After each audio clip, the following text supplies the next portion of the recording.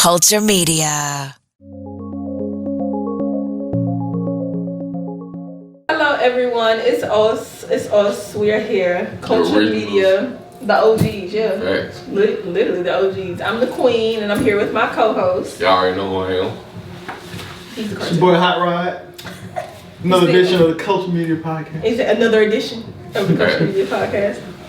We want to start off, it's February, Black History Month. Facts. We'll talk about mental health because it is quite important. Yeah, We check us everybody into It don't even, I won't say it don't seem like Black History Month, but you're not seeing. We'll get y'all some Black History facts. Exactly. Actually, I got a little app on my phone. I pulled on some, well, not facts, but I pulled on some It mental was Rick history. James' birthday the other day. I said, damn. Rick James? Rick He's James, still alive? bitch. I don't know if Rick James still alive, but it was his birthday. That was a Black History fact that popped up. Rest in peace to Carl Weathers, the original Apollo Creed. Hey, there we go.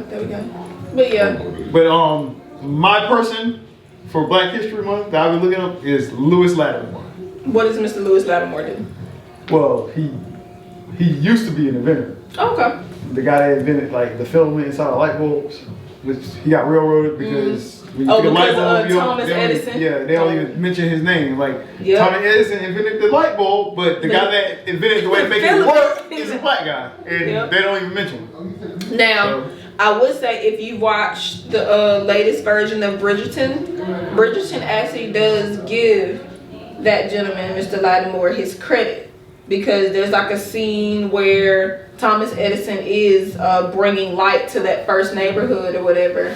And Mr. Lattimore is there and he's like, like basically Thomas Edison was trying to pay him off not to say anything about him owning the filament.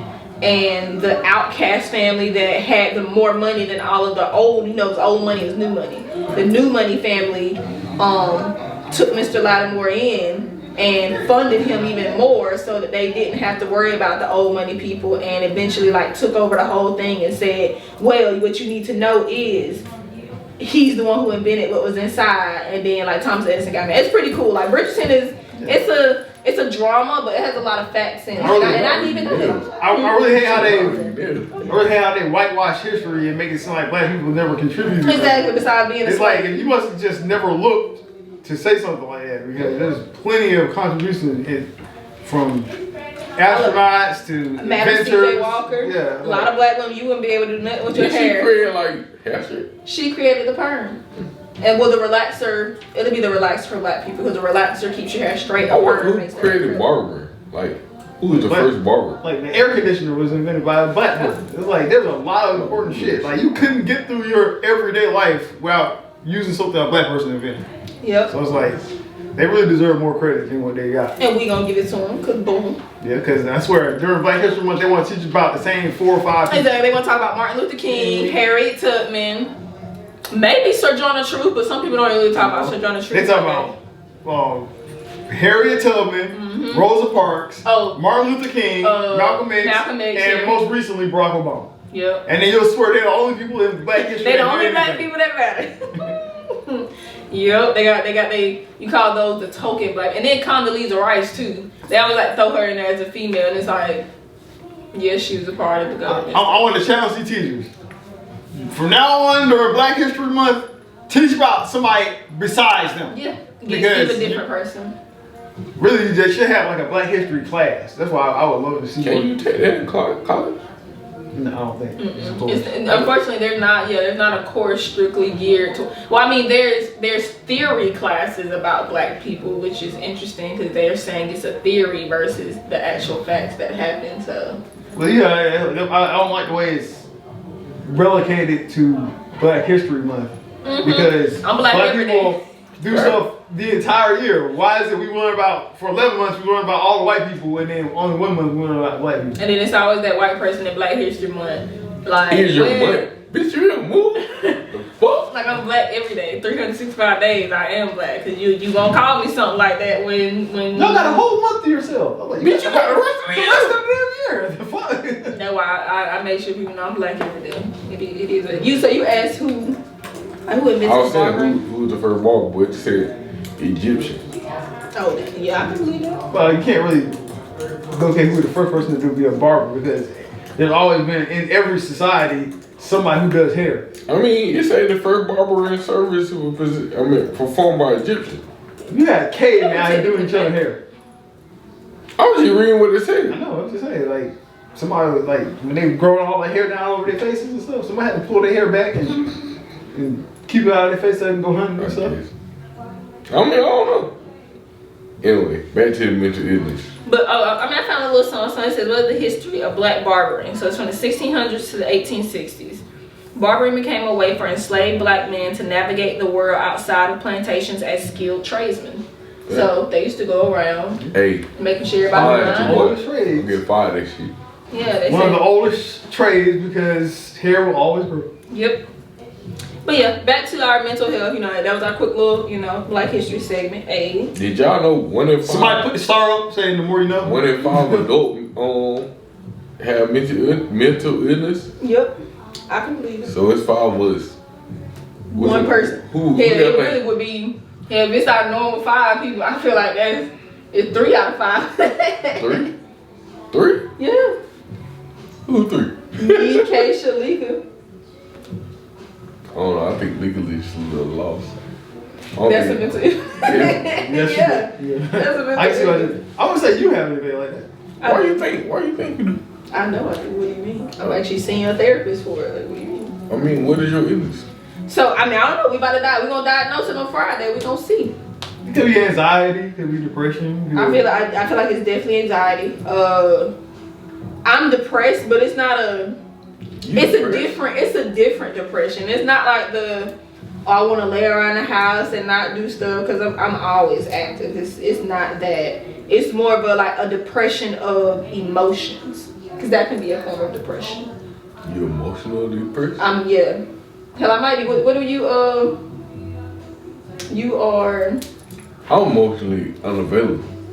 That may be what I am then, because I don't like things that should excite me. Don't excite me. I just bought a house. I'm like, oh, okay, cool. But a lot of people, exactly. Yeah, I'm just like, what's next? Like, I don't get excited about a lot of milestones in my life, and people like that's not normal. And I said, well, I don't know. To me, I don't think that's bad. I think that's like everyday thing. Yeah, and that's what I mean. Like, to me, it's like this shit you're supposed to be doing, but like a lot of people haven't accomplished it. So I'm just like buying houses. That's stuff that excites me. Like stuff that used to excite me. Like, let's go out to the party. Let's go to the club. Like I don't know. All that shit that don't even seem exciting. I done decorated the whole house. Like that. It's just something for me, but it's not. That like when people get their first key to their house. Yeah, they be posting a piece of like why are you doing that? Ain't that what you supposed to be doing? Yeah. Shit, like, don't do it outside. That's why you have their address. What's the point of that? To prove to somebody? I mean, yeah, it's to show off that you did it. And like, for me, like, the only reason me and my brother took pictures at our closing was because our realtor was like, this is a milestone. Because me and my little brother were both like, okay, we buying a house. So we got ready to come do our pictures.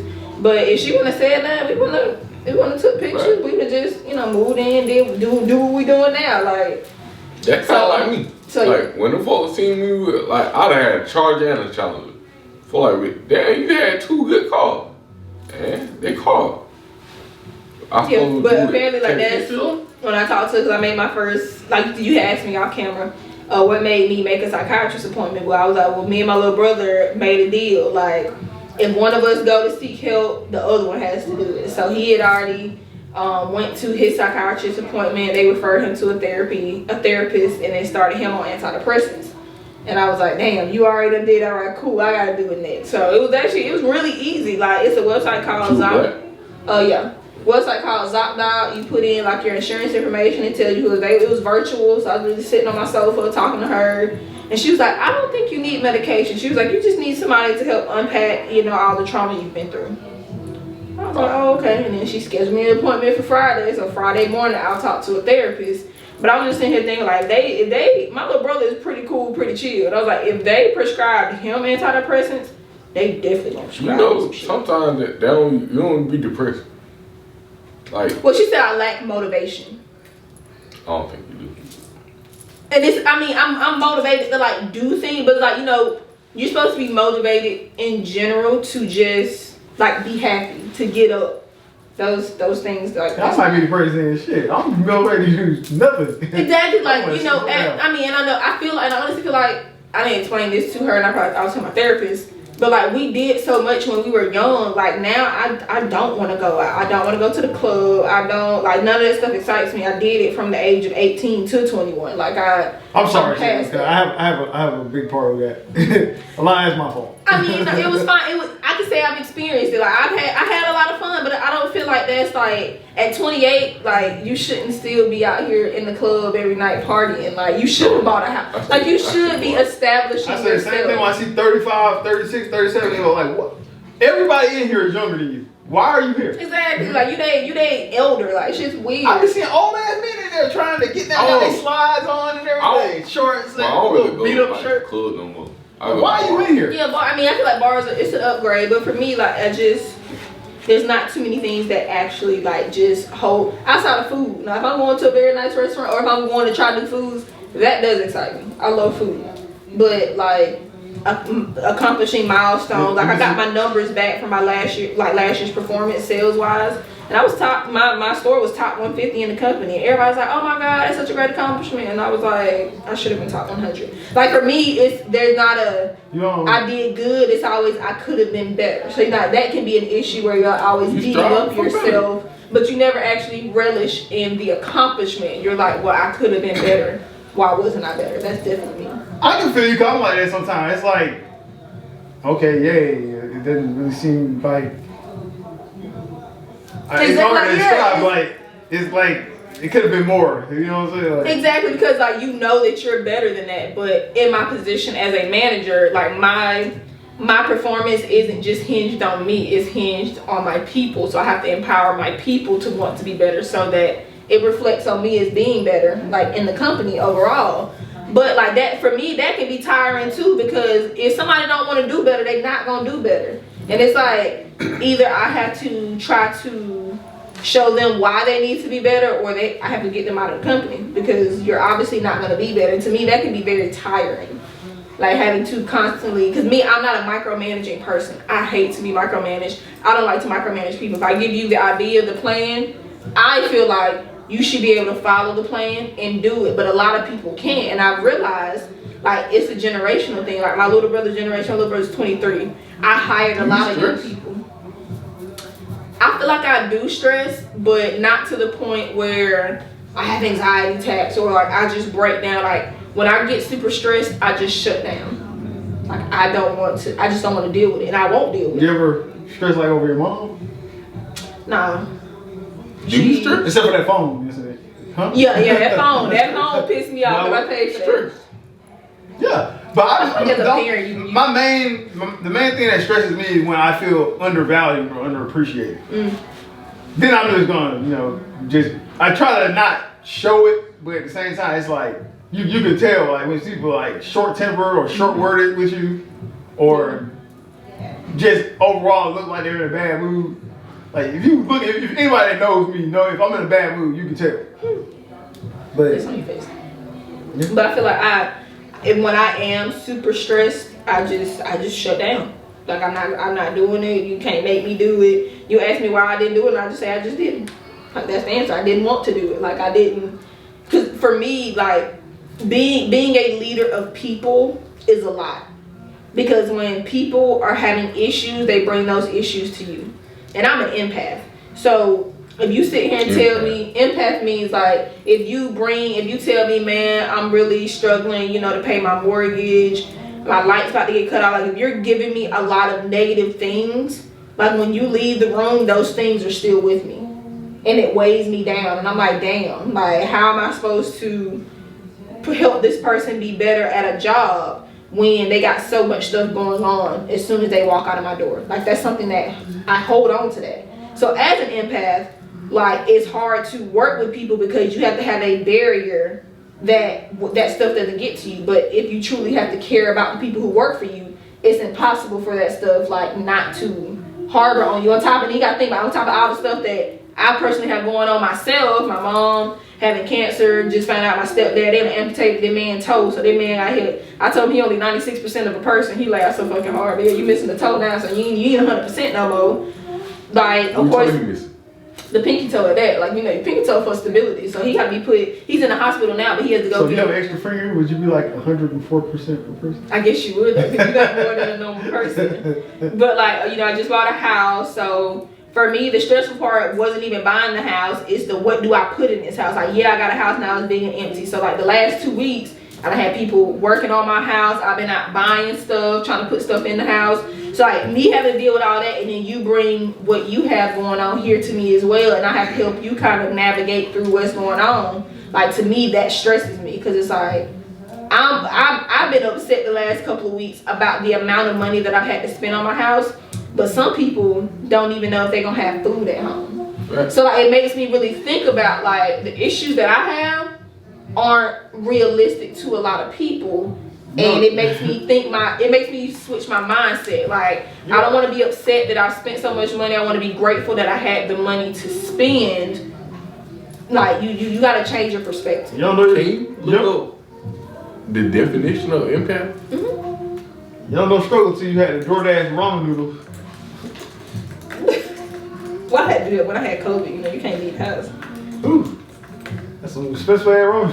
Boy, what? Ramen about $15. You like, I'm really coming up. So empaths are individuals who are extremely perceptive of the feelings and emotions of other people around them. I don't really think I've ever met anybody that fully won. I like the way you explain it, but I don't like the definition. Yeah, it's like I just harbor other people's feelings, like, because you know, like some people are very good at hiding their feelings, but like you can tell. For me, like I can tell when somebody's having a bad day. So and I can't walk past you if you work for me and you're having a bad day. Like, I have to stop and ask you what's wrong and try to get you out of that funk that you're in. So is that kind of like empathy? Like, you got empathy? Yeah, empath comes from the word having empathy. Okay. But you can't do that because you have to be somewhat in touch with emotions to do that. I mean, I am, but I'm not. Like, I don't know how to explain it. I mean, I am, like, I care, but I won't care. Yeah, like, and for me, and to me, like, I can definitely switch it on and off. Like, if it's somebody who isn't, like, bought into the plan that I have set, if you're upset, I honestly don't care. Like, I can say that I don't care. One, because you're against me and not for what I got going on, so why should I worry about what you have going on that's making you upset? But if you're somebody who's on my team, you're a hard worker and you're just struggling right now, I have to see what's wrong with you. Because one, you made it into work today, so you knew that this was something that you needed to do. So let me figure out while you are here what I can do to help alleviate any issues that you're having. My only thing that bothers me is like when people get the wrong impression of me. Like, like when people like who should know me, don't know me, that aggravates me for some reason. That called being fake right there. But they don't know you. Yeah, that's fake right there. You definitely should know, like. And I feel like another issue I specifically have is like when you work in the area that I work in and being the leader that I am, like you're supposed to build personal connections with like each employee. For me, that's hard to do, because like, you know, when you first hire somebody, and I didn't know this and it makes sense. When you hire somebody, that is the most excited they're ever gonna be in the company, because you're allowing them access to something that they see as a value, and you gotta maximize on that. So like when they first come in, like they're attached to me at the hip, they call me for any and everything, and then I slowly wean them off of me into my other supervisors. But then I realized if my supervisors don't have the same passion as I do, they don't get the same treatment. Right. And you know, that'll cause somebody not to want to work for somebody no more. Because if you came in and you told me I could call you, you would help me with whatever, and then I pass you off to somebody else and they're completely like off put and shut down, you like, damn, like you basically passed me off to somebody who didn't care. And in my eyes, I'm like, no, that wasn't the case, but that means now I have to realign my leaders on why do my people feel like you don't care. Gee, I had a problem with kind of like, I had a job at Tyson one time. Buddy was training me. I thought he was cool here. Mm-hmm. Fuck around like a month later, the bitch told me. I said, what the fuck? Like what? Bitch ain't been here a month. The fuck? I said, all right. What'd you do? I had on some Georgia boots, and apparently you can't wear them bitches. But he knew it. But so and see in that case, he should have. No. We must gotta be still hugging. Something like that. And in that case, he could have. Yeah, he could have told. He could have said something. Like he could have just been like, "Hey, bro, like you ain't Can't wear them. don't wear them no more because you can't wear them." You be like, "All right, cool." Fact. And for me, like in aspects like that, you a bitch. You a whole hoe out here. Like why you can't? You know that's not the HR appropriate thing to say in the workplace. But I honestly feel like, and I know I was leading with this now. This younger generation, they can't handle conflict. They can't handle confrontation, and when you're very direct with them, they say that you're mean, that you're always hassling them. And it's like, but I'm paying you to do a job, and I want you to do this job, and I own you right now because I want you to be the best at this job. Because when I hired you, you sold me all of these dreams, and now I'm trying to cash in on these dreams, and I'm in the negative. I'm deficit. I think that goes like for anything really, not just the workplace. Cause like young people, they don't know how to take criticism at all. They don't, and I feel like it does come with age, one, because I started working for the company at 21, so I was young, but I had leaders who would, if they saw that I was going down the wrong path, they would sit me down and say, hey, I can see you doing great things, but what you're doing right now is not going to benefit you, it's going to hurt you. And let me tell you specifically what I mean. They give me a whole list of things that I had did, and I'm like, damn, I didn't realize that. And it's like, boom, that was criticism, but I took it. I said, all right, cool. I didn't sit there and cry. I didn't say I hate you. I was just like, all right, cool. And I just sat there and thought about how I could be a better person. Now, when I do that with people, they'll agree and be like, okay, in my face. And then out here, and they'll talk about me and be like, well, she just want us to do this, and I don't understand why. And I'm like, what? Like, I just literally a whole hour I sat here and explained to you like why I need you to do what you do. I got you to explain to me how you could do that, and then it turns into basically like a petty little fest. And I think that's like a lost trait that people don't have no more. Like listening and learning and accepting criticism. People don't know how to do that. And growing from that. And that's the part they don't do. They either you grow or you regress. They regress. I really can't talk about folks. It's like, I really feel like that's some whole shit. Like, it is, like, to me, it's some whole shit. Like, it's like bullying almost. It's like, I've always hated bullies, so it's like when you talk about people all the time, it's a form of bullying and harassment overall. Like how I said, like I sit down with them and I talk to them about stuff, and then they'll go talk to one of my other leaders at that. They'll talk to one of my other leaders about, oh, Sam, and da da da da da da da da, and of course they'll come bring it back to me, and then I sit down with that person again and be like, so what is it that you said? Oh, I didn't mean it like that. The fuck? Well, why did you say it then? I ain't got time for that shit. But like, you can't come talk to me about some shit, then. And for me, I can just don't say that. The perspective that I've gotten from other leaders as to why people say they can't talk to me is because I'm very dry, I'm very to the point, I'm about business. But ain't that my job? But a lot of people say, well, you should smile a little more. You should be, no, I don't have to, because literally. That would be fake as hell. It would be fake because that's just not who I am. But I know for a fact, if I were a male, if I was a man, there would not be an issue with this at all. Because there are men in my company and in companies in general who are the same exact way. And they say, man, he's a hard worker. He's a go-getter. He really expects performance. So why is that different because I'm a female? Oh, I kind of. Well, as a female, people are always going to expect you to be a little more nurturing. I'm more scared of females. Like female over me, I'm scared of them. Like, yeah, females are more intimidating than dudes are. Keela from Free I'm scared of her. I ain't talked to her like 2 years. I took her off one time. Never took her. Nah, I avoided her all. You went the other way. I said nah. I went straight at her ass. She was cool. I was just any female boy. I told her like, you're not my boss. Don't tell me what the fuck to do. Shit. And I understand what you're saying. Like, yes, females are typically nurturing, but a lot of times that can be used as a weakness for a lot of people. They try to play on that nurturing stuff, and because I'm a female in leadership and my senior leadership is a guy, they like to try to play us against each other. And that shit don't work for me because, oh, he'll say, oh, well, they said this. I'm like, okay, cool, call him in the office.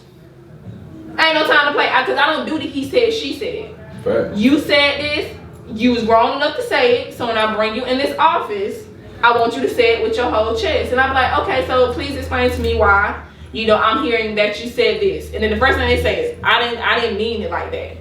Well, what did you mean it like? Because this is how it was taken, and I'm just trying to get a better understanding because this is the perspective you're putting out right now, and if you're creating a hostile workplace, you can't work here. Oh, that pissed me off. Somebody get in there and be like, well, I just think it's funny how. I'm like, as soon as I hear that, it's over with. I'm like, say what? And for me, like, in the past, that was definitely me. I used to be ready to jump off the top. I sit there literally just like this with my hands crossed, and I listen. And I'm like, okay, I appreciate that perspective. I said, so now let me talk. And then when I run through everything, they don't get, oh, well, I ain't even know y'all was keeping track of that. No. When I tell you shit, what I get on my damn nerves. Like, with regular people, like, in general. Like, what you think? You think I wasn't watching you? Like, and not that I'm watching you intently, like, for me, it's even more disrespectful for you to do something like that. Like, if you want to do some shit with your boss looking at you, you just don't care. I'm gonna say this. Like, within our friend group, I know so much about everybody in our friend group. I can say all kind of shit. You but could. I'm not the type of person. Like, I would never, like, go out and just share some secrets about somebody. But then they'll turn around and say some shit about me. Like, I'm like, what the fuck? I can say everything I know about you. You like, I never do. But you got that power to be like, you know what, don't even worry about it. That shit aggravating. But I feel like me explaining all of that weighs on my mental health. Cause it's like, bro, I really do care about my job. Like, I really do care about my job because I've worked so hard to get to where I am. I want other people to see that it's easy to get here. But it's not easy to stay here. It's hard. Because when your success is measured by how well other people do, it makes you... I feel that. I hope I'm in a gunshot. I feel that. Like, when your success is measured by others, it makes you really be like, dang, I really have to always put my best self forward so that I can get what I expect. Because you gonna get, like, you just take what they give you, you'll never be measured at where you are. Because as senior management, my bonuses hinge on how well they do. So yeah, I'll get a little bit of money, but I know I could be getting more if y'all really, like, believed and bought into what we need y'all to do. Because at the end of the day, I couldn't be no manager. And one of the girls who actually used to be my supervisor before I became a supervisor, because you can either be in the company, you can either be a supervisor, like you can be either you can lead people or you can be a career salesperson, which means you just sell for the rest of your life and you get commission. She said she realized when she was a supervisor for a couple months, she was like, I can't do that shit. She said, because if I get written up because you didn't do something, I'm mad as fuck. And she's like, yeah, I can't do that. And I'm like, yeah, I've definitely been written up because other folks ain't did stuff. I said, but where you can't let it stick is you can't just let the write-up stick with you. Oh no, this shit cascading down. This is a boulder. It's about to run everybody about to get ran over who caused me to have to get written up. Like, we all know you work at Best Buy, but would you say Best Buy is like the more up-to-date Radio Shack? For sure. Well, I won't say we are the Radio Shack because that was definitely a whole nother company. Best Buy was around when Radio Shack was out. Radio Shack just I feel like y'all are a better version of Radio Shack. No, we are Best Buy. Could you imagine? You can't call us something else. We are Best Buy. I don't like people. So it would be really hard for me to be a leader of some folks. I really don't like people. I like being myself. Because the only person you gotta hold accountable is just yourself. Could you be a coordinator? A coordinator? Yeah, like fairly. Cause I still do, yeah. Somebody talking to me restless, and then the hood nigga gonna come out of me. So I had an interview for that shit. But y'all, I got it. I said, nah, I'm good. And you just gotta know, like, is it in you? And for me, I used to be a teacher. I've always worked with kids. Like, I'm all about empowering and showing people what they can do. So it's not that I don't like people. It's just I don't like how people don't have initiative. Like, if I spend time training you, coaching you, and then you're supposed to use the same training and coaching that I did on the next customer, and then I go view you and you doing an upgrade Radio Shack, because Best Buy has been around since Radio Shack and Circuit City were around. everybody just had the persona that Best Buy was more expensive than those places. And since those places are no longer around, that shows you like we've always been within the same price range of H.H. Gregg, of Radio Shack, of Circuit City. Media Play. I miss Media Play not so much. Media Play was really big on CDs. Media Play was big on CD. Like when CDs were around, it was like a warehouse full of CDs. You can get your MP3 players, your iPods. CDs, DVDs, video games. I remember Media Play now. Yeah, that was. Media Play was the shit. Yeah, Media Play was. I remember that. Like that's throwback. Brian, it really did. Walmart done put pretty much all these places out. Pretty much, So, and like, yeah, and that's it's super simple. Do you think you got a mental illness? I don't know. I'm out of my family. I know I'm the most normal, and I would, and I would definitely say I don't have a mental illness. Oh, But I mean, everybody gets I think depressed. you got an abandonment issue. I think you got an abandonment issue. Because I prefer being by Of course. The only reason I said it because I prefer being by myself. Like Clearly you don't. I do. Like when I'm working, I prefer an environment where I have to depend on That's me. different. That's Like, working. no, you mean like personal. Even if I'm at home, I would prefer being in the room by myself, just chilling, playing a game or something. I don't really want to be I around done folks. I done seen you come out your room just to go talk to your wife for like 2 minutes. Just see if she's doing okay. That ain't for me. That's for her. Who doing it? Huh? Who is doing it? You or her? I'm doing it Okay. for her If- benefit. if she- like for instance, if if she's you in married the room- Sam and Sam's sitting in the living room most of the day, She sitting in you the come living room. she come check on him. Like, I'll No. go ahead and check on you. She get if That she sounds wanna normal, don't it? if she wanna get checked on, she coming out. No, I'm not asking. Don't that sound normal, Sam? That is normal. Thank If you. she wanna be checked on, she get hey. I just wanted to say out for She was walking in the room and say, "Come check on me." No, you go check on her Why I have to check on her? Yeah, that's. because it's called courtesy. I'm about to say that's like a normal man thing. Yeah, it's like. It's a normal man. But me, I prefer being myself. Like, to be honest, I don't think I have a mental disorder, but I will say this, like, I'm 37 years old, and besides my twin brother, I don't think anybody understands me. Yeah, I'm about to say your twin. Y'all share the womb together like that. That's. And the only reason he understands because we basically came up side by side. Literally, y'all right there together. But nobody really gets me. I mean, okay, I get what you're saying, but my thing is, why do you have to do it? Like, who told you you had to go check on her? Nobody. It's just a feeling that I have that I feel like I'm supposed to do it, so I go do it. I do it because I want to. I can say that, yeah. Like with my boyfriend just in the living room. I'm like, let me go see what he doing. And I was just. Not everybody's emotionally unavailable. That ain't emotional. Huh? That's not. Yeah, what is it then? It's emotional. It's a what they doing in there right now? I don't get that, cause like, I like shit. I've been here, man. I ain't checked on my ass all day. Let's go check on her. It's I like, don't know. I get like, okay, that like when I stay with my mom. My dad used to call me like, "What you doing?" Shit. What your mom doing? Hell if I know. Hell, she don't. no. Like if I were to call my little brother in the home right, but if I were to call my brother right now and be like, "What mama doing?" He be like, "Let me go see." Like he gonna get up. See, I would go He gonna see. go to the room. He like, "Mom, what you doing?" She gonna be like, "Watching TV." And he like, "Oh, she watching TV." And I'm like, "Put me on speaker." Now what you probably would say? Why you don't call mama yourself? Call her on her phone. So I That's ain't what you say. No, my little brother be like, he'll just stand there and just hold the phone. Cause if I wanted to know what she was doing, I go in there. If she wanted to know what she come here. You give very much only child syndrome, and you're not an only child. What you Like mean? that's some real only child shit right there. Like if she. I mean, I don't know. I don't think I have abandonment issues, but I'm just like my emotion was shot when I was little, so nah, I just don't care. I feel and you don't realize a lot of the traumas that you have until you actually like say it out loud. Like when I was talking to my psychiatrist today, she was just like, "Do you have any past traumas?" I was like, "Where do we start?" And she was like, "Wherever you want to." I was like, "Oh God!" I was like, "Here we go."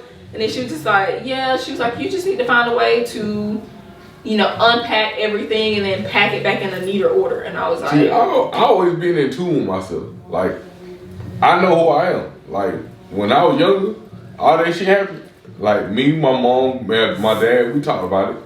And then like over time, I just play everything. And over time, I was like, damn, that was fucked up, but it is what it is. I can't go back. I can't fix it. So it is what it is. "Yeah, most people can't do that though." I know, that's the crazy shit. I'm like, They just harbor on it, yeah. I mean, how the fuck you grown and you still like? Look, we say all this to say that if you don't feel okay, just go talk to somebody. I mean, if you have insurance, it's easier, but if you don't, they do make you pay. Like I have insurance. Shit, talk to me. I got an associate in my own psychology. Well, there you go. Boom. But I'm looking. I mean, it's for me. I feel like a lot of times we kind of just hunker down and just kind of keep going because that's what you're expected to do. But some folks just snap, like they can't do that. So it's like you gotta know before you get to that point. That's why I took psychology. Particularly with males. I don't understand. Mm-hmm. We have to get used to expressing our feelings more. Yeah. Because and not being, or I would say you can express your feelings, and then I feel like if you have a good enough friend group, like yeah, they'll call you a hoe, they'll call you a bitch, but they'll listen. I ain't saying shit to them niggas. You talking about Look, well, okay, you gotta have that go-to friend. I mean, yeah, they don't talk about you because that's just the male thing to do, but I talk shit. No, bro, imagine me and you hanging around and Tony comes and start crying about something. I'm like, see, are you a whole bitch? I ain't gonna put Tony out there, but I done heard some shit about him. You know what I'm saying? But I mean, I need to start sharing the TikToks in the group. But it's like it's an all male podcast where like they really do like talk about how they feel like being a girl dad is harder than being a regular dad. These are men like actually talking about their feelings about what it means. Like they were like my daughter got her first period and like. He was like, it really hit me that dang, my little girl is stepping into womanhood. Like, see, I couldn't talk about shit like. I'm like, what if she get fucked? They got that part too. They like, oh my god, like my little girl is going to be, sexual at one point. Hell no, and they just like, I don't know when I'm ready. Don't say that. I be wanting to kill everybody. But but they're expressing that real. Two little girls. Exactly, they be expressing that real emotion of dang, like my little girl. What if they go to Westland? Boy, they get cracked at the same time. They crazy. Oh my god. But the realistic, like my little girl gonna be dating. I'll be there. Hell no. But that's real, because I mean they're 18, they're adults. Like there's honestly nothing you can do to stop it. But if you're emotionally intelligent enough and communicate with your daughters, like he talked about, how. His daughter would tell him, like when she would start interested in boys, like, hey daddy, I think I like this boy. And he was like, his first instinct was like, cooties. Yeah, he's like his first instinct was like, no. He said in his mind his first instinct was to tell her everything that was bad about a man. He said, but he didn't want to traumatize her and make her feel like she couldn't talk. So he said he just listened to what she had to say. And then when she was like, daddy, what's taking you so long? He was like, I'm trying to figure out how to say what I want to say without being mean and rude to you, which is important because that's a little girl, that's a lady. You don't wanna just, but for him to know emotions. I don't have the patience. I don't. You gonna have to find it. I'll never have it. You're a girl dad. I'm old enough to realize that the patience just ain't You're there. a girl dad. You gotta figure it out. The patience. Because you don't want her just out here just feeling like, dang, my dad doesn't want to help me understand what's going on, and she just goes sleeping with everybody. You want her to be able to say, hey dad, I like this boy. What should I do? Or how should I react? Because as a male, if she's already seeing a great positive figure at home, if she don't see that little boy opens doors for people and that's something you do, like, it's true that girls who have their dads in their family, what they say, they call it the bald-headed daddy syndrome. That shit is so funny when I see them TikToks. They was like, if you go with a girl who got a bald-headed daddy and he got a beard, like she ultimate princess. Because her bald-headed daddy with the beard made sure she don't pump no gas. She don't get her oil change. Her daddy does everything. So if she gonna have a man come into her life, you gotta be prepared to step into that role because you are now her ultimate. And it's not like she can't do it. Yes, daddy has shown her how to, but because you're a princess, you shouldn't have to. You remember all the stuff you just said? I'm gonna park the ass right in front of you. Say what you just said to me to them.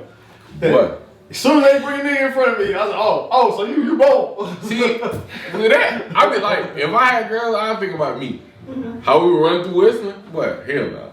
I can't do it. But but if she was a bald-headed, if her daddy was bald-headed with a beard, she would have known to stay away from them little boys. She's like, oh no, like you're nothing like my dad. And now that when I think back to when I went to Wesleyan, I can pinpoint who those girls were. One, because they drove a Mercedes. Number one, that was their college car. they drove a nice high-end Mercedes or a nice Lexus. They ain't drive no Honda, no. They drove nice cars. Damn, she give me flat back. I'm telling you, for real. Like, I thought about it. They have Mercedes. Damn. They had Mercedes or Lexus. They went home every weekend, no matter where they lived. It didn't matter where they lived. They was at home every weekend, no matter if they had to fly home or how. I can't even remember how folks. Oh, I remember that. Like they were spoiled because they were shown what it's like to actually be taken care of. No, I admit so many types of girls. It's crazy.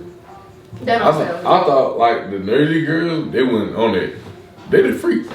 That shit crazy. Because they were probably sheltered in high school and then they weren't able to do nothing. So, you know, set these. Whenever you come from an environment where you're sheltered or restricted, oh yeah, you about to be wild. when you get your freedom, you want to do everything. I you don't mention her name because her boyfriend. I know when I was in the military, you wouldn't allowed to get tattoos, you wouldn't allowed to go out to clubs, stuff like that. When I got in the military, shoot, I wanted to get tattoos, I wanted to go out. Being sheltered, can they can foster mental illness, yeah. Because like your parents, or either they don't want to or they don't know how to talk to you about things. A lot of times, the biggest what you call elephant in the room is normally sex. A lot of parents don't know how to have that conversation. I wouldn't know how to have with their child, and then their child ends up being a statistic of being teen pregnancy, and it's like you never did tell them what happened when this little boy likes you and he touches you, he kisses you, and then y'all do something. You don't. What the hell is sex ed for nowadays? It's like there is no sex. It's that funny to kids now. Sex ed isn't in school though. That's the thing. It was outlawed. It's been banned for a couple years. So that's the thing. Kids don't even learn. They don't even learn about it in school. It was there. What was that shit? I graduated in 2014. It was there. It's no longer there. They don't talk about sex. They say that's the parents' job. Even though these kids. I mean, we kind of prefer y'all to do it because y'all got the whole fucking slideshow for the shit. We don't have that shit. We ain't got no fucking. Yeah, cause like we don't do take two dogs and have them smash each other. Like what is it? Hold on, I think I took anatomy. I don't remember if I took anatomy in 9th grade or 10th grade. But even learning about the human body, like you would think like, okay, if we're learning about anatomy, you're gonna talk about sex. No, the teacher does not talk about sex at all. They just talk about the anatomy of your body. What are the sex? They wouldn't hit on shit for real. Cause by the time I remember it was a part of my PE class. It was PE, it was phys ed, and then sex ed all together. And like they would show you the pictures of chlamydia, gonorrhea, blue waffle. I was like, oh, this shit is I was like, I don't want any of this. Shit, by the time we got it, I was already fucking. And see that's the thing too. I'm throwing up the class too. Kids actually start having sex in middle school. Like 6th, 7th, 8th grade. Yeah, so that's I remember a couple of pregnant middle schoolers. Yeah, so that's when I remember some. I was trying to hear it be in class. But it's like that's at the point where like parents know that kids start being sexual or discovering themselves in middle school, and what the parents do, they try to put them in more extracurricular activity. They try to keep the kids busy. They fucking people at these events. So it's like, you put them in basketball, you put them in track. But that coach ain't going there. Oh my god. Like track was so no. Larry, sure you let her come here, girl. Come here. And that's the thing, like literally these coaches are gonna have their eyes on all 60 of these kids at all times. Somebody gonna get out and the next thing you know that child's pregnant because they didn't know, because that boy said, come here girl, you look good in those shorts, he gonna stick his pee-pee in me and I can get pregnant. You know it's fucked up. We always teach our kids to keep them involved in some kind of activities. Yeah, that was shit. That was shit. Well, like kids in the house. The football manager, like especially track, and then like a manager or some shit. Track. Yeah, and then normally the little managers be, kids who like who they trust to actually like carry the balls and put the waters out and stuff. Yeah. My wrestling manager.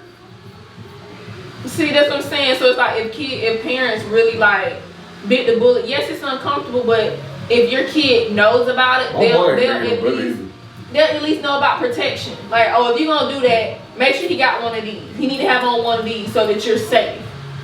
Versus him sticking his pee in you raw, and then you sit. Now you're a 9th grader. Just had this conversation. Pregnant. Now you're pregnant. I tell my nephew the same thing, but some folks just knucklehead. It's too late for him if he got her pregnant. See, I knew about pregnancy. I ain't got time for that shit. But that's the thing. A lot of people don't even know how babies are made. My wife still going you. Imagine being 15 years old, you got a baby on the way. Your life is pretty much done. Your life is done. Like, you don't even know. You was just like, dang, I was having a good time. And then for me, like, when those times. In there for 2 minutes. That's exactly. Like, you don't even know what 8 minutes to say so cost you there. 18 years. Well, it's more than 18 years. Yeah, it's more than 18 years. It's like 25. I feel like it's a graduate college. And in a black household, I just feel like it's just such an enigma. Like, parents just don't talk about it. But we could, of course, be the generation that breaks. I know my mom ain't talk about it. She didn't come in the house with too many girls. She said, see, you know. I never had nobody. I got Your caught. mom on the grandbaby early. Nah. There, Courtney. Yeah, no. I got caught with a girl in my room. She like, what she doing there? And I'm like, you know what she doing there? She said, I said, hey, man. So, I never. My mom was straight as hell. She didn't want nobody knocking on the front door. Nobody coming to the house. Nobody ever came to my house. No friends, nothing. I had my first sleepover as a senior in high school because my mom did not. And you know, well, not even that. You know, sleepover is also another thing where kids are sexually abused by people in like whoever's house they spend. Now that's why you know a lot of people will say like, no, my kids can't spend the night at somebody's house.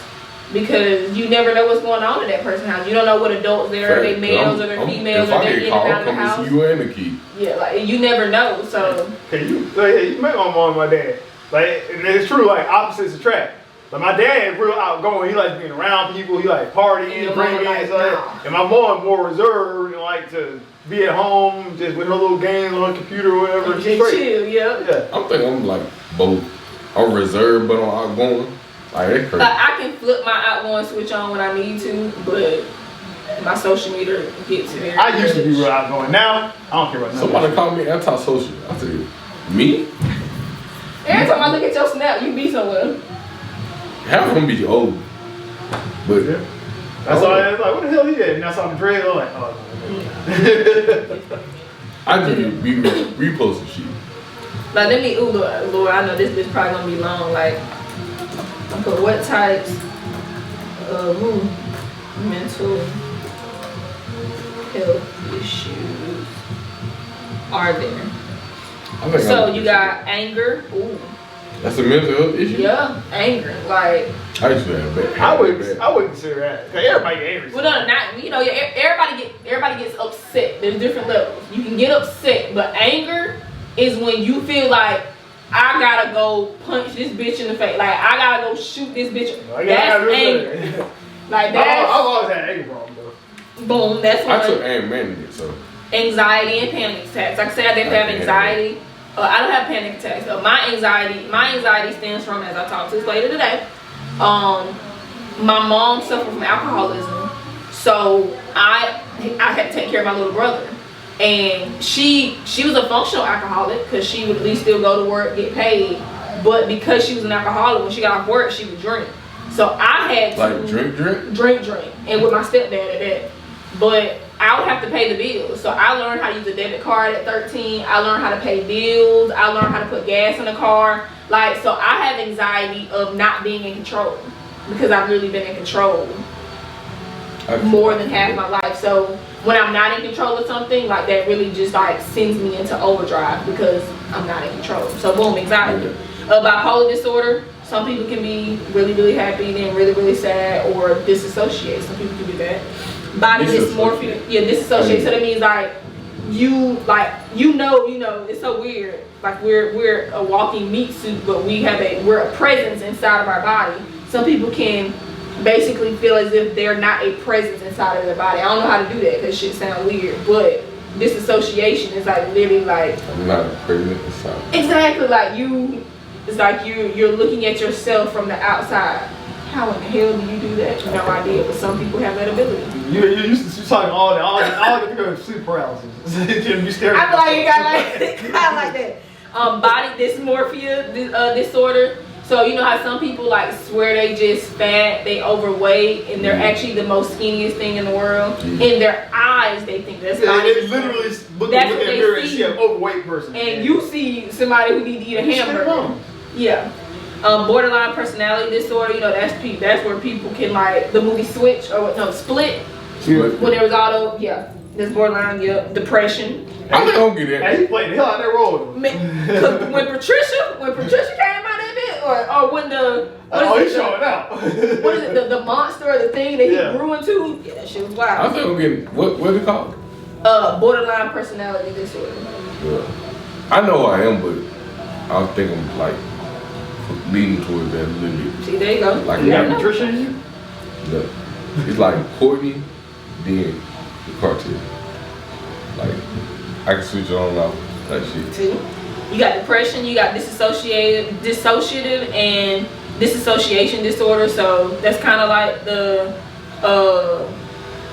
borderline personality disorder, but it's just like where you just kind of zone out and you just like you're not in the present world. Like you think everything else is out to get you. So like your mind is like playing tricks on you. What It's like disassociation.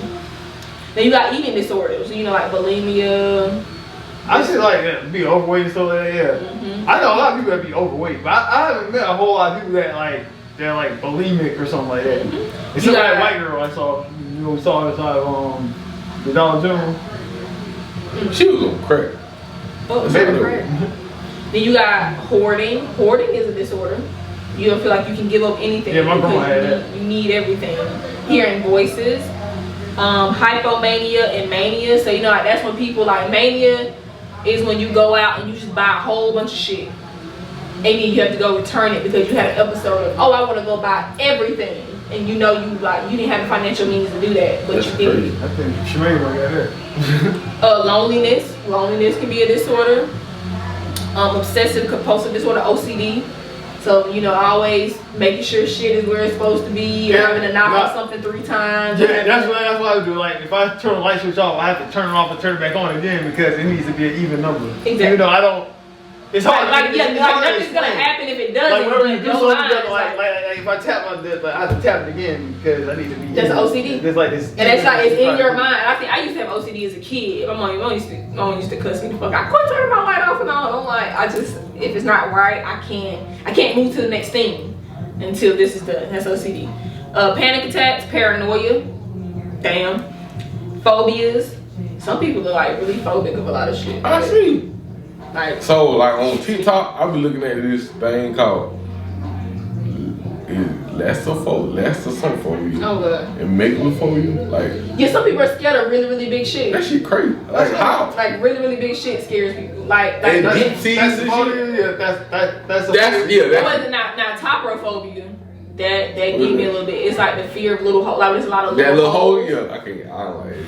I ain't got no fear with It make my chest get a little tight. I'm like, woo, that's making me feel a little bit kind of way. Like that shit make me itch. Yeah, I'm like, I That don't shit know. when you have to pay that shit. All that shit's fake. Like that. But still, like, Think about all the little holes that be in your head. I'm about to put That it shit over make there. me itch. I understand what you're saying, like, but it's like I know it's not real. Like nobody has a hand condition like that in the world. It's like something that they just Like, look at that shit. Yeah, they paint That that shit shit make me itch. I'm like, what the fuck? Now shit like that's on top of that dude's head right there. That shit like looks weird, but that's like a hair transplant. Like that shit, it like really do something to me. Like that's just That one? like the feet. Woo! That thing, like, is that a finger? Yes. Like Yes. something in the hole that creep me out of the hole. Like it got shit in the shit. Like That shit, Yeah, that shit creepy. like my eyes started watering. Like that. Woo. I mean, I know it ain't real, but just look I don't at know, it. I'm like, it that shit excited make me something itch. in your body to be like, what? Like, fight or flight. Like, it made me feel like I gotta go. That shit I got gotta funny. fucking go. Shit. Like, this shit ain't. That'll be come up and touch me with that. Oh. I'll beat your ass after I But get like a little. if something like anger can be labeled as a mental disorder, Oh, yeah, let me go with that. Let me read this. Too much anger? think about it. If you have PTSD, you can get a disability check for that. Yeah, PTSD was actually. But if you have an anger disorder, shouldn't you be qualified for that too? Well, so if you have an anger disorder, But they're what gonna are you try angry to, about? yeah, they're gonna try to figure out if it's tied to PTSD. So those two kind of go hand in hand. They want to figure out why you're angry and see if they can source it to something else, which is normally PTSD. It's just like anxiety. How do you get anxiety? Like, or not depressed. Well, I don't really know how you get depressed either. But shit I don't understand. Cause I can't do it. You know, I know how you can be depressed. Like depression can show up in many different ways. Like some sleeping people all the time and shit like sleeping all the time, not eating because you don't feel like you're just like, why do I need to eat? Like I don't. I kind of hate Not when showering. Yeah, like, two I don't people. want to get up. I don't want to move. Like Two people that have conflicting disorders. Like for instance, like what's the disorder where you have to feel like you have to be in control at all times? that's anxiety. Anxiety. You have a person that was desire having hydrophobia. No, Oh yeah, and hypophobia. Hypophobia. Oh, hypomania. Hypomania. Yeah, you're right. That's right. Yeah. They're conflicting. Like let's say I'm One person male. What is hypomania? I need to be in The control of person who, like, everything. who went and bought all that shit and just like, I can go do Like that. let's say like, I'm the person in charge of paying all the bills. And then your bitch ass go out there and just go And buy. then you know somebody who has hypomania that goes out and spends. This is what It's like you got two conflicting orders that cross each Exactly. other. Like you try to make sure all the bills is paid, and then bitch don't spend all the money on something that she didn't need. Oh yeah, I'm about to fight. Now we both stressing out. Like No, we about to fight. Yo, who about to hit? yeah. Cause you fucking on my life. And then, but then think about it though. How many like police officers go out to domestic violence situations and it may be something like that? And you know that's kind of why they say like a lot of the times officers need to be retrained on mental illness. Because a lot of the times, like it could be a situation like that, or somebody who has schizophrenia, who ain't even talking to you, they talking to all these people in their head, and they end up getting shot and killed by an officer who doesn't know what's going on. Where like you're supposed to, as an officer, you're supposed to de-escalate before you go to like. That's all. Like retreat dude or was something. trying to like, jump off a bridge and kill himself. And the that police was- came on, she ain't shot the dude. Like, Oh damn! You Never did mind. not I do see. he was only a David to himself. I see. Okay, I seen a whole different way. And then the first cop that got there was trying to talk to that, he got in trouble with somebody. He didn't eliminate the threat. I'm like, what was the threat? And see, yeah, that's a training issue because I definitely seen something different where a young black kid was sitting on the edge of a bridge ready to jump, and like, of course, the call came in because cars were driving him down the bridge. Like, hey, a man sitting on the bridge, he may jump. An officer came, he parked like far away and had his lights on, and he walked up and was like talking to the guy, like trying to understand what was going on. And when he seen the sense of him actually going to jump, he like grabbed him and pulled him down. Yeah. And the dude like just started crying. He was like, man, what's going on? What's going on? He was like, I can't do this. I can't be here no more. And he was just, and now mind you, this officer was previous military, had done tours, so he knew like, this man really going through some stuff. And he was like, well, you know, he said, I don't know you like that, but I can tell you I'm somebody who does want you here. Like, I don't want you to die. And he was like, he had his phone in his hand when he was gonna jump. He was like, is there anybody I can call? He was like, my dad. He had to do other his phone. Yeah, he called his dad. His dad came up there and was like, man, you know, he was holding on to him like, son, I don't want you to go. But his dad also said, I didn't know you were struggling with anything like this. Because he was like, you just left the house to go to work. This man left to go to work. I'm pretty sure he probably drove across that bridge every day. Right. And this was the one day he said, I'm going to go off this bridge. Out of home, but like, well, he did not, but he overdosed on depression medication. Ain't no man depression. That shit crazy. A lot of things go on in people's mind that they don't feel comfortable talking about. And it's unfortunate because there are other people going through the same thing, but the way depression works is, and loneliness, because that's listed on here too, is it makes you feel like you're the only person out of these billions of people going through this one thing, and that's not true. With him, I felt bad. Cause like the last thing I did with him, we went to go see some girls or some shit like that. It's okay. Yeah, he introduced me to them. It was me, him, and two twins. Well, a set of twins. I could be me. Like, I couldn't be myself around him. Cause he don't act like me. Okay. So I couldn't be myself. We left. I came back with another one of my friends. Mm-hmm. I think he found out about it. Like, I said, damn. And like 2 weeks later, damn. I said, I owed that shit one because of that. Damn. You like, damn, that shot that wrote the campaign, he was like, damn, you my friend don't want to hang out with me no more. That crazy. But it wasn't that. I just couldn't be myself. Well, did you tell him that? No. See, people, you gotta talk to people like that because they legit get in their head. Like, they get stuck in their mind about like, well, what did I do wrong? I ain't never think you find out about it. But I still don't know. You weren't really a friend, nigga. You should have told him, hey man, I'm trying to get some stuff going, man, and you I wasn't a friend. Hey, like, okay. You didn't tell him. You supposed to tell people that. I wouldn't treat you the same way I treat Rob. So it's like that. Like, I wouldn't do the same thing I would do with him with you. That's how shit is. But still, you would still be truthful, like, hey man. I just thought about this. So he was talking to this girl. His ass put her on the phone with me. We start talking too. I think you found out about it too. You're not a good person, Courtney. I am. I am. Exactly. Me and Rob gonna both agree, which don't happen that. No, nigga. Oh, damn, my fault. Can you say it for you, boy? Oh, yeah. Can you do it? I think I'm like 14 then. Still, people. You the asshole at 14? Exactly. It's been your whole life. Nah. But you said it was after your heart rate. After your heart rate. That's what you. Yeah, it was over with. You was like after your heart Hey, rate. my man. But it's his fault. Why would you? That happened twice actually. But why would you? Why would you? Twice, and then he switched Buddy out. Not with him, and for somebody else. I'm saying, why would you put me on the phone with like somebody you like? That's crazy. Cause maybe he just wanted you to like mediate, you know. Wait. And then the bad part, she liked me first. Man. What am I supposed to say? Nah, you my homeboy girl. Yes. Big hit this dick. Shut up. The only way I would do that is Hey, if I was like testing her or something like that. But I always believe that if you like somebody, do not bring them around your homeboys. Especially if y'all date, like just the talking stage, like y'all not You dating. need to solidify. Do not bring her to a buffet when all you got to offer is hot dogs. Like, Damn. don't do that. Cause when she go pick the damn chicken So wings, what? Are you the hot dog? No, I'm just saying. No, Like, in the aspect of what he talking about, you bringing her. Yeah, Yes, that you shit want- every 3 times. yes, you want me to hot dog. That shit crazy. Look, see, actually keep thinking about it. It don't get no better. You don't. Like, shoot, if you So try what to is it? offer her one thing, don't present everything else to her. Hold on, well, it don't happen twice. That one time, I ain't know who you were talking to.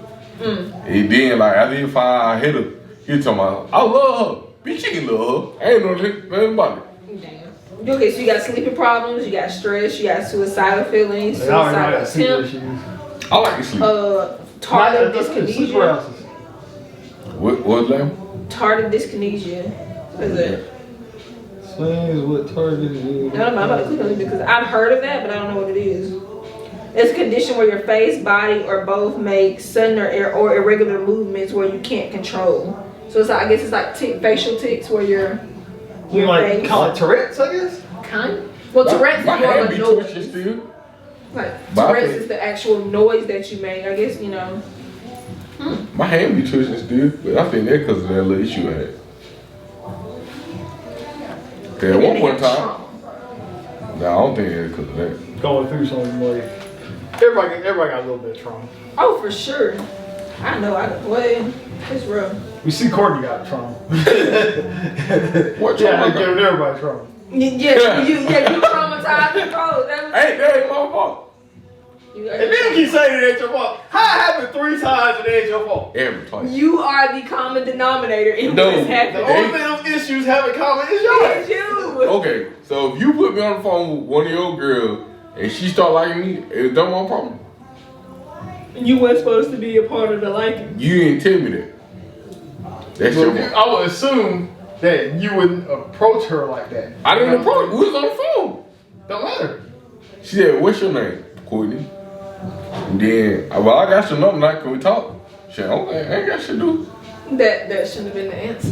Hey, you I mean, boy liked her like that. Then you should So have you like you supposed to be like, hey man, you still on the phone? Ain't you supposed to be talking to her? That's like saying, I hit her first. Like, Hey Literally. man, that's your fault. Literally, That's your that's fault. exactly what happened. Literally. I'm saying that was the younger me now. This me ass. I ain't shoot. I told you, there's only 2 females in my past that I don't want nobody fucking with. Everybody else, fair game. So why it can't be fair game? Huh? Why everybody else can be fair game? Well, that's unresolved issues, how much I cared about the person, etc., stuff like that. I just got one. 2 people. That's it. Let one of my homeboys talk to my baby mama. People gonna have a problem. But anybody else, fuck. Somebody asked me to can I talk to Veronica. I said, shit, I don't give a fuck what you do, huh? I'm done. You hit me up asking about that. Don't ask about me. That shit over with. Courtney, all right? I haven't heard anything about she got in the hospital. Like, That shit been how long ago? That's been a while ago. she like you said, she got. Did she care to ask? No. Nah, that bitch wanna be nosy. Yeah, some people just want to know what you Or maybe she cared and just didn't want you to do it. It's about. Hold on. If she cared, she would have hit me up. there's that. I was gonna pull up, some other topics because again, mental health is very, very important, y'all. Fact. Get yourself, find somebody to talk to. Okay. And let it be a professional. Don't let it be your friend. A lot of time your friend can give you bad advice because they don't even know what's going on in life. So make sure it's a mental health professional. Except for me. So I asked Sam, since she's right on the topic. Yeah. Why do you think women own homes more than men do? Single women versus single men.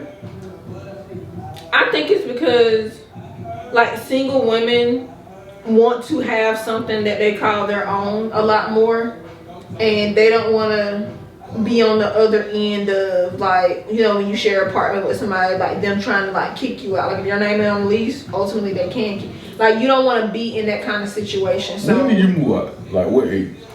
I went straight to college, so out of high school, and then after college I went to Texas. So I moved. I forgot you were married. Yeah, I was married. Yeah, so I never really. The fact that you got married is still crazy. It is wild. That was a crazy time.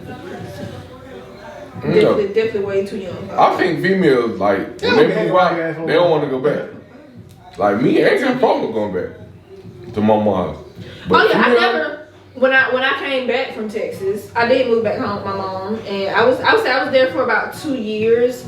And then once I had got enough money at Best Buy, I moved into an apartment, which was like right around the corner from my mom's house. But I wanted my own space, so I would say I was like 22. And most niggas, like most men these days, they really ain't got shit to show for them. Like they don't, or they know they always can go back to their mama's house, and that like, shit.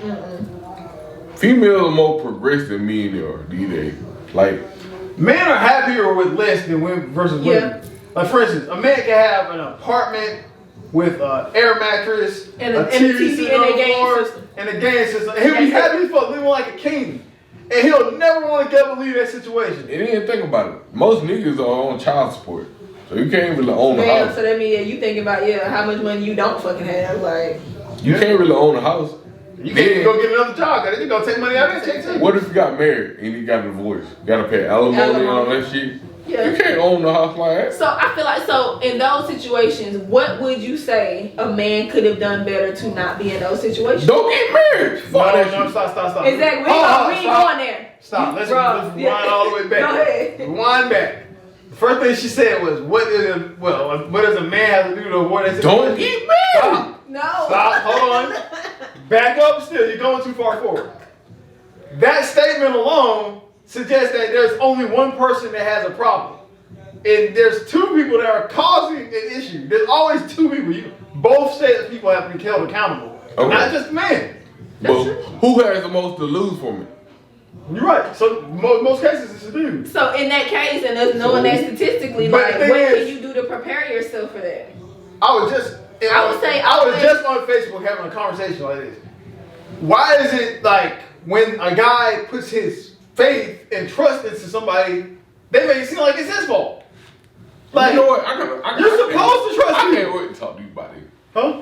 Don't fix yours. I feel like you're supposed to trust people to a certain extent. Like you can't go into some kind of new relationship just whole heart open, ready for whatever, because you don't know people's intentions. I feel like you learn people's intentions the more you get to know. You in love and you 21, and y'all have a baby. You find out 4 years later the baby ain't yours, but you signed the birth certificate. They said, well, you should have. I'm like, so because I trusted my spouse and she's the one who stepped out, I'm the one who's supposed to be in trouble? But you're not even gonna address her at all? You coming after me, but you ain't said not 2 words toward this person. Your anger seems to be displaced. You know what I'm saying? Like, both people have, to an extent, both people have to be held accountable. You know what I'm saying? But I feel like a lot of times, like, people may just fall in love too quick or be too ready to settle down. Like, you ain't gotta be all in and all this at 21. Like, coming from somebody who got married at 18. Like, for me, it was more of a... How long you supposed to be there now? 4 years. But they were high school sweethearts. They the whole time through high school, and they got married after high school. So that's actually a pretty solid amount of time. That's normal. Like, that's something normally that would happen. Okay, you said you would have been there for 4 years? Mm-hmm. If he dated you for like another year, would you have a problem? No. Okay, so what's I mean, you know, and I'm previously married, so I know rushing into marriage ain't some, and you can't do that. So what's I'm the problem not. with me waiting 5 years for somebody? Again, You can't say it, man. you can't tell me what you know after 5 years versus 2 years. Who? That's Okay, true. hold on. It's the same. Hold on, cause y'all get this misconstrued. That's not what I'm It's like saying. you're reaching toward a certain number. It has to be 5 years. Is you not listening? I'm not saying- I said that's how I feel. I'm not saying. I feel like you're reaching toward 5 years, but you know as much information in 5 years that you would have known in 2 It years. doesn't matter about the information. It will never. What's the problem? I need a commitment from you before I sign the paper. So 2 years ain't a commitment. Huh? Think about it. What if you break up after 4 years? And He said you can You get can five. you can get with another person and break up with that person in 3 years. so, how many relationships you been in? Like actual I ain't relationships. been in a lot. Oh, Cause I be with people for years. Like, Okay, so how many I'm the relationships? same way. So- I've been in a lot of relationships. Nah, you haven't. my ex-husband. After him, we ain't gonna talk about that gentleman right there. The girl, and then my current, so forth. And how long was it? My husband was Well, besides, my yeah, ex, and yeah, nobody said yeah. okay. After that, 3 years.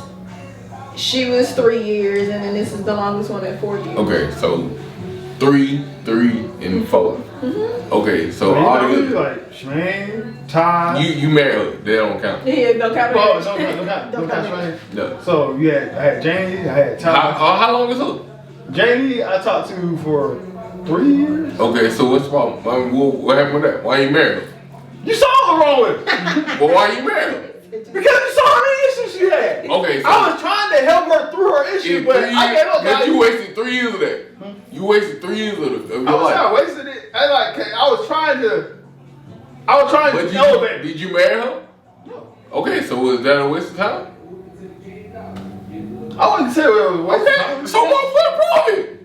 I see you saying so. If you spent 3, you could have spent 2 more. I mean, If you spend essence, 4, you can spend 1 more. I feel like in essence, like when Don't you go think, saving that person. It don't matter. Okay. Even to this day. Hold on. Like No, hold on. her head is still big, her body's gone. Like, Okay. it's like a stick figure with Go a past her. Who next? Huh? yeah, Who you next? said to her too. Ty. Next. Who next? How long next? Me and Ty dated off and on since. We need you. I didn't even know. No, I'm trying to think because it's hard for me to remember. But I want to say that me and her started talking in like 2008, and we stopped talking around 2000. I want to say 2000. Was it 14? So why you marry her? That about 6 14. years. That was good. That was a little bit of a minute. So why you 6 marry years. her? Why? Yeah. She wasn't trustworthy. I couldn't trust her. So you wasted how many you were? So amount of years. Everybody So said what's it's the 6. fucking difference? No, because like I said, I didn't get. But the thing is, they had issues that I saw from the beginning, and it's like I give people ultimatums. Listen, Oh, you know. I got a person like, this is what I want you to fix on. We ain't going nowhere else until this is fixed. So all that was a waste of time. All that was Again, I wouldn't consider it a waste of time because you were dating the person. But at the So same what's the time, fucking difference? what do you mean, what's the difference? What's the fucking difference? From what I said versus what you said. Put it this way, If the I way said- you're set up, you're gonna always end up breaking up with somebody. Why? Because there's always gonna be some issue that you don't like. What you want No. is for people to fit into your lane, but what they want is for y'all to create your own lane. All I want. This is my lane, and you gotta fit in it, or you can't be in with me. No, that's not it at all. If you can last 5 years with me, we get married. Simple as that. 5 years. That's all I ask. You I want don't it. care how long I'm with somebody. If they have certain issues I don't like and they don't fix, I'll leave them with any amount of time. So I told. So what's the point? Yeah, my point is like, my situation is you know more about people within the first 2 years. And I'm still going on what I said. I see within the first 2 years of me and you dating that this issue is still here. Okay, let me talk to you about So it. Let's you- communicate about it. You'll okay, keep this is the dragging issue. out for 5 Fix- years. No, what I'm saying is if the person shows And then signs what of it sound approval, like to you? if the person shows signs of approval, okay, let me see where this goes. If they don't, you get the fuck on. Like with James. So what do that take 5 I have years? problem with drinking all the time, disappearing all the goddamn time, and hanging out too damn late. She never approved of it, so I got the fuck on. And how long that took? About 2-3 years. So if you know it in the first 2 years, why you say the third? You said, why did I stay for the 3rd year? Because, like I said, we were living together. Man, you in the fucking And see, and that's the thing too. Like my relationship before this one was the first time I actually had outside of my marriage because we lived together. Me actually moving in with that person, and then that made me realize there's a lot of things you don't know about people. Like y'all can spend the night at each other's places, but there's a lot of things you don't know about people when y'all share a space. Right. There's a lot of things you don't. And you don't I know. feel that you can learn from somebody within a year, like a year living with them. You learn if you want to marry them in 2 years. It made me like in the time living with that person, it made me realize I don't want to live together for a year. But you not getting what I'm saying. Okay, if we cool, I still need that commitment from you to say I'm in it. I I'm in it understand for what long. you're saying, but you have to understand from a female's perspective. Oh, I don't know. No, stop that right now. I don't give a damn about her. I understand. I don't. So stop saying it. So let me get my piece. Fuck that. No. My point is, most women ain't gonna wait around that long. I don't care. You're right. You ain't gotta care. So why are you talking My about it? point is, it's just simple. Most women ain't finna wait around. I don't give a fuck about it. They don't feel like they waste their time, and you gonna miss I out. wasted my fucking time You gonna then. miss out on a lot of females that are. I doubt that. Well, a dude will come along after 2 years of knowing the girl, like, oh, you the one for me. We need to get married. Okay, if they They wait can't around 5 years for you, and they Hold on. still might not get married. if they can't wait 5 years, you ain't let me in the gift. And like I said, what guarantee are you offering this woman after at the beginning that in 5 years we'll get married? In 5 years, we will get married. Have you dated anybody longer than 5 years? Yeah. Did you marry her? No, I told her we would get Okay, married. so why you get married? I told her we would get married. Huh? I told her we was. Oh, you told her what? So you knew you weren't gonna marry her. Up front. Did you waste your time? Nah, it was cool. Not up front. Up front.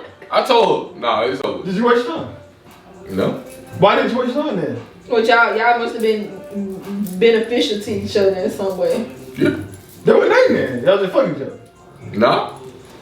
Till today, she still got my back. I call her right now. She'll pull up. Yeah, but like I said, y'all was in a relationship then, right? Huh? If y'all were never gonna get married, y'all wasn't in a relationship. What you call it? Y'all was fucking. No. You can No, have a relationship we but not still get dating. married. Yeah, you can. I mean, that is ultimately what you want the end goal to be. But you said after 5 years you get married. You said, oh, Well, with her, he said he with told her, her. oh, we not getting married. So why did you marry? She had 3 kids. What they gotta do with anything? I ain't had none. You met your that kids. may have been That's a no different. for you. Yeah. You met your kids? You ain't gotta raise them. You dad raise them. Bitch, if I did, though, yes, I do. Yeah. you know. She's primary What, parent. what, now. what am I gonna do? You have to Hell interact. no. No. Bitch, I gotta take her too. Yeah. No. What? I gotta take care of her too. Yeah, that's the thing. Hey, your kids over here fucking up. Go get them. No, you know damn well that ain't. You know that how that shit go. That ain't how that shit go at all. You. So what's your limit on kids? What you mean? Like what? How many kids can Okay, have hold your on. man? Your With man? her, she had 3, and she couldn't have no more. I ain't had none. I wanted one. So what would you am I gonna do marry? with you? Would you marry a chick that has 2 kids? Nah. So you have to do one. Yeah. Should have 1 kid. Yeah. Okay, I'm just letting you know.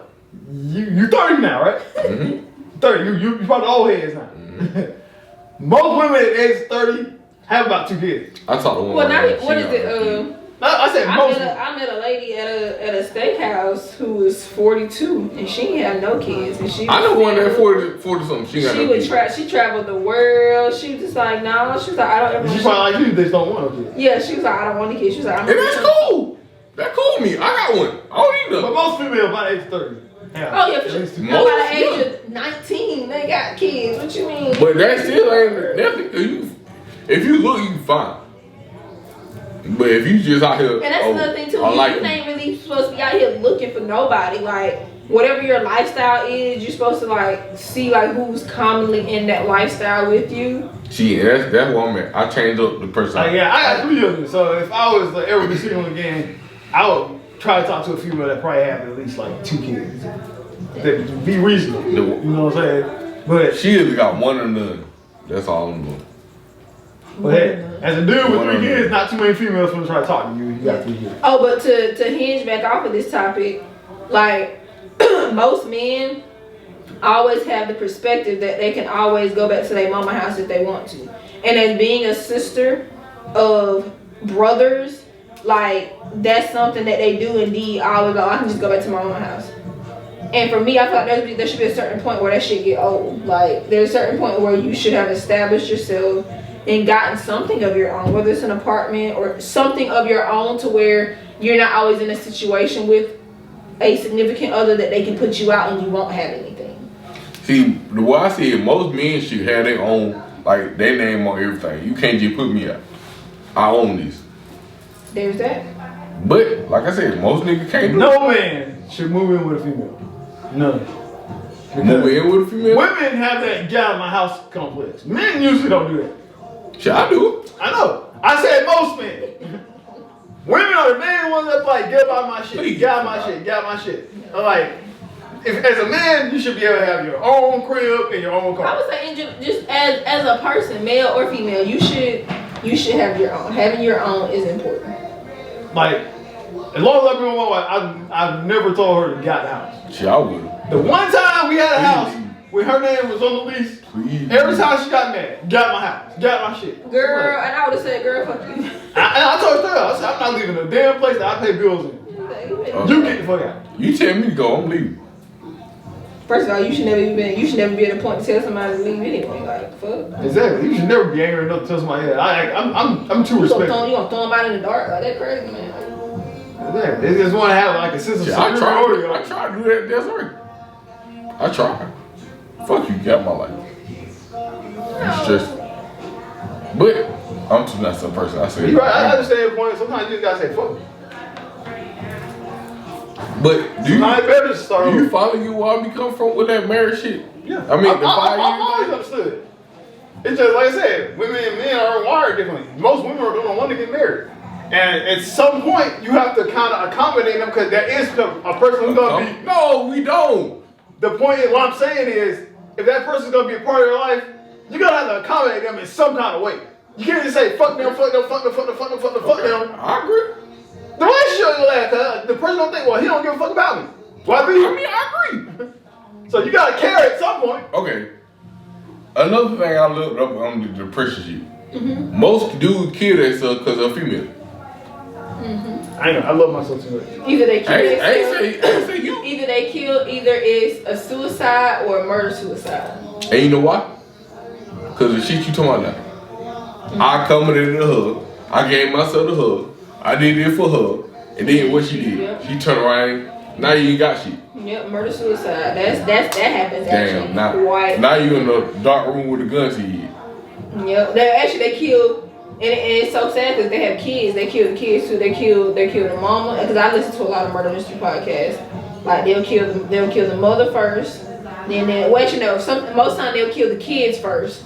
Because they want to kill the kids first so that the mama watches. So you see that I take your most prized possessions and then I'm gonna kill you and then I'm gonna kill myself. See, and that's all I be saying. Like, don't get me wrong. I go all out for a girl I like, but you ain't gonna kill. I mean, you ain't gonna take my shit away from me, my livelihood and shit like that. Which most women would. So that's what I be saying. Every time y'all go, I gotta do this for her. I gotta do that for her. No, you don't. You don't have to do that. I got this other one. What she doing for you? That's all I be asking. Because anybody can have. Cause like she might do it for you for like the first year or two, or when she happy. But like when she get mad, she don't know what she gonna do. The next thing I know, hey Court, I'm about to kill myself. Bitch, What? I'm gonna hang up the phone. Who posted it? It was you, Rob. No, not that one. I'm straight here. I'm fine with you. Good. About this man asking his wife to go 50-50. I think I posted it. Yeah, that was you. So it had a little bit more. So it said, man currently trending online for asking his wife to go 50-50. Now, the initial subject line don't explain everything that's actually in this text. So he said, my fiance and I have been together for 2 years. So it's already not even your time. When I proposed, she moved in. I pay all the bills, and on top of that, I've been handling all the wedding planning expenses. I came to her and asked her if we could go 50-50 on bills until the wedding is over. You know, money is a little tight when you're planning a $75,000 wedding. Whoa. See, she agree. She flipped out on me and told me that her going 50-50 is a roommate situation and not for a wife. She said she's not comfortable going half. I was like, why the fuck did that just pop up? It's because Lika just asked what it is, the fashion show. I had, because I had to get into Safari to get on Facebook because I don't have the app. I was like, what the fuck that just popped up? But she said she's not comfortable going half and half with the man because I should take care of it, because he should take care of the household. Mind you, she makes over $85,000 annually from her job and can splurge freely because I cover everything. She said her dad told her she should think about going through. She should think about going through the marriage. She should think about going through the marriage because I'm not a provider. Asking her to go half. What do you think I should do? Leave. To be honest, that's wild because he just said until the wedding is over. He didn't ask her to go 50-50 for the rest of their life. Like, he's saying I'm handling the bills and I'm also handling all the wedding expenses. It would be, a lot more comfortable for him if they could just split the household bills so that he could still, focus on the wedding. To me, that's not unrealistic. See, he one of them niggas that'll kill himself. Cause he going all out for it. I really hate that scenario because we talk so much about being equals, and then it's like there's a lot of women out there that only want to be equal when it's convenient for them. Mm-hmm. And it's like, this dude not even asking you to go 50-50 forever. He just said until the wedding. I'm trying to figure out why a grown adult with two arms, perfectly working arms, two perfectly working legs that don't have no disabilities or nothing like that, you don't feel like you're supposed to pay bills. The alternative is you're gonna be paying bills by your goddamn self in your own spot. So you'd rather pay bills by yourself than share it with somebody? And I feel like that's always a conversation that should be had before you even get to this whole fiance shit. Like, how do you feel about 50-50? See, that one thing I do think that's just a random picture of two folks in the back. Yeah, I don't think that's them. That one thing I say about my baby mama. We talk about all that, like, early on. Like, even today, we might have our problem, but I still call her and be like, hey, I need this, I need that. She be like, all right, bitch. So we cool, but we didn't work out. Conversation could solve a lot of shit. It does, and I feel like or in the comments up here, they were like, well, she need to ask her daddy, pay for the wedding or whatever. And I feel like her daddy probably is a bald head black man with a beard, because it did very, how, like, that's something you gotta communicate about, like going 50-50, like. A lot of people just can't communicate. And that's the ultimate, because like when I did move in, like when me and my ex did move in, like we knew we was splitting stuff 50-50. And like neither one of us about to be paying for everything. Now, I understand if you're rich and you got like that, because a lot of time, these motherfuckers that be telling niggas that a real man is supposed to pay for everything, you're either an old head who mortgage is like $300, or you a motherfucker who got a lot of money. No, neither one of those are motherfuckers you should be listening to. What you should be listening to is motherfuckers who are fitting into these times right now. Mm-hmm. You can either be single, paying everything by yourself, or you can be with somebody and working together to pay bills. The average person makes around $50,000 a year, so that's not a lot to pay bills by yourself. It's not, and I mean, and in this statement, it even says like she makes $85K and doesn't pay anything because he already pays for everything. So that means I'm trying to figure out you blowing your $85,000. She got her money, and she just either letting it pile up or fucking off with it, and that one gonna take care of everything. That's one thing I be saying. Like when people say shit like that, as a partner, you shouldn't want me to do all this by myself. Exactly. I feel like that would be very stressful. Like, especially if I'm married, if I'm about to marry, you shouldn't want me to do all this. You should be like, nah, man, I got you. Hypomania? Like I want to help. Yeah, hypomania. Yeah. That shit crazy. I can't wait to throw that in somebody's face. But you got hypomania. Look, we learned something today. I can never do that. Like, I feel like that definitely could be, that could that could create a mental illness in that person, like the anxiety. That'll cause them anxiety and stress and probably anger. I think like, damn, you don't love me for real. Like, it's no way you love me. See me out here working every day. And it's not even that, you know, they may not even be that they're struggling, because a lot of people don't even look as if they're struggling, they're doing it. But that, again, that could be stressful. Like, you know, you work all day, gotta make sure all the bills paid, the wedding coordinator calling you, the damn cake person calling you, the venue person calling you. Like, that's a lot. Because I know when I get married next, like, I'm gonna have a coordinator. Y'all talking about it? Not recently.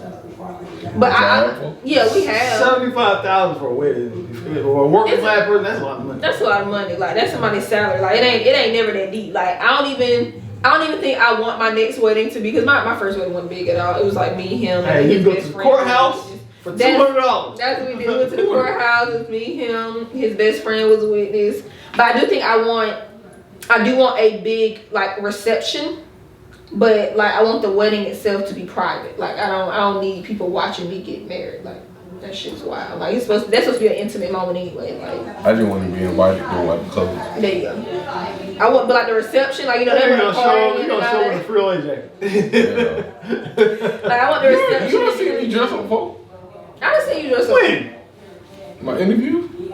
I was at the interview. Crazy enough. You wore a Frito Lay jacket to that damn. Nah, that was last minute. I ain't have no choice. So how you moved up? I ain't know none of my clothes was.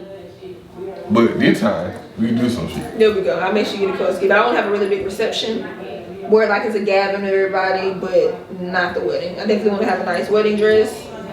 And that's about it. Like, nothing great. Ain't gonna be no $75,000. Now, hold on. Now, your album is good that you're getting right now. You might not want to get married. It is what it is. I don't care. It's guaranteed to be in the military. Exactly.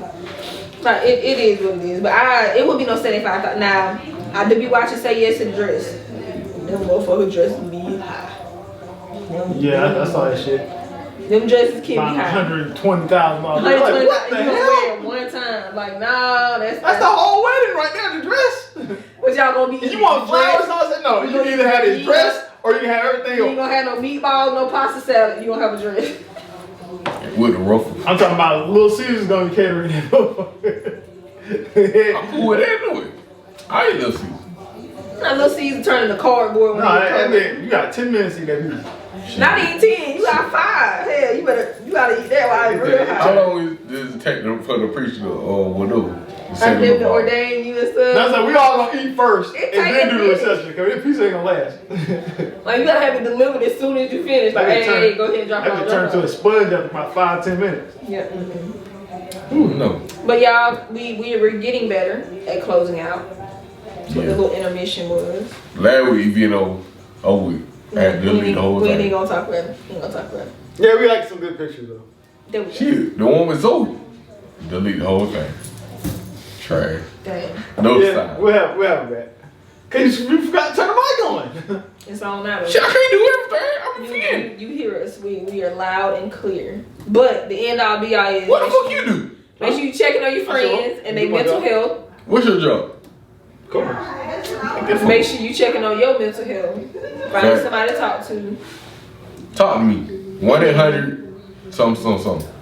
He'll put Lord. I would say he'll. But by now y'all got all social media, so if y'all ever got a mental disorder or y'all just want somebody to talk to, y'all can always holler at us and we'll talk to you. Exactly. Why not? We all getting help anyway. I don't mind people reaching out to me if they have a mental disorder. We're all getting bad advice. I don't give bad advice. I give perfect advice. It's just people don't listen to me. Your advice is cool. Your advice is cool. I'll tell you your problem right now. What's my problem? You're too worried about yourself and not enough about anybody else. I worry about you. Damn. I'm talking about your relationships. Fuck them. You want them to comply to you and not the other way around. Fact. Look, he was like, there's no. It's called giving a little to get a little. No, I'm cool. You just want to get it, and that's it. No, I give. No, you don't. I got proof. We called her. You know. McDonald's don't count. McDonald's? Okay, I gave her $500 for her birthday. And I paid for her and her son. And everybody else at the table. But you figure out one individual incident. I'm talking about something that you do daily as giving. Who do I date? For instance, I'm talking about something that you do daily to help someone else. I help a lot of people. Huh? I help a lot of people. Daily? If I can. And again, we're talking about your relationships. We're not talking about What the fuck? other people. I just said I ain't dating. You talking about some daily. I'm talking about when you are in a relationship, obviously. Okay. There's things that I you do. took care every of day. her son. That ain't mine. That's daily. Like me. For instance, I feel like I'm a husband whether I'm married or not. People just have to see it. No, you gotta bring that up. Well, I don't know. That's in my personality. You're more of I'm a side of you. a, you gotta prove to me that you're worth it. That person. Yes. It's like, that's conflicting. Okay, I don't understand. I was raised by females. Females get away with all this shit. Why we can't do it? Why is it a problem that I want to do that? But the thing is, what you sound like is you're pointing blame. How am I Like, y'all do this, so I get to do it too. Facts! I want to do it. It's okay when they do it, but it's a problem when I do Facts. it. I get what you're saying. So why is it a problem? I'm not saying it isn't a problem. So why do you want me to do that? I'm not saying you got to do Am I anything. less of a man? Oh, Am I less of a man because I I'm want not to? saying you got to do anything. Oh, that's I'm just making a simple observation, sir. That's all. You can do whatever the fuck you want to do. I'm asking a At simple the end of the question. day, yeah, my bills ain't gonna get paid off of you, so. I'm asking a simple question. Okay, Sam. Is it wrong that I want to be alright? I feel like you just out here trying to, give was what they putting out. Like you saying, hey. What they say, match your energy. That me. Well, no, I go above and beyond. But if you take advantage of that shit cut out quick. Well, on that note, we are still Culture Media. Fact, the originals. The OGs in the house. I'm glad to be back. Shout out to our other two. Yeah. They out from the world fucking off. They got shit going Look, they on. might have said that about me last week. But make sure y'all like, share, subscribe our content. Please.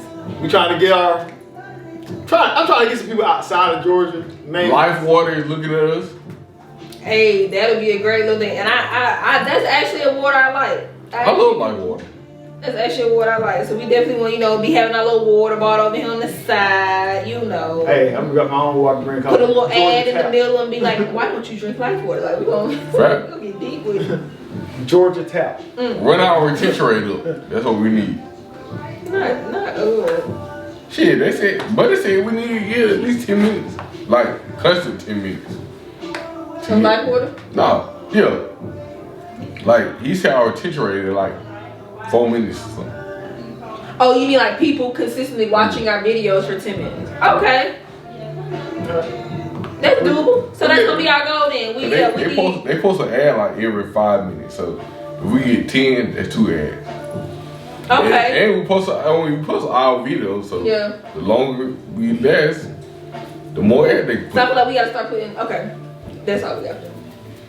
Fact. Anyway, we're Culture Media. We out. Fact. Oh. Night. I know we can cold. My bag cold.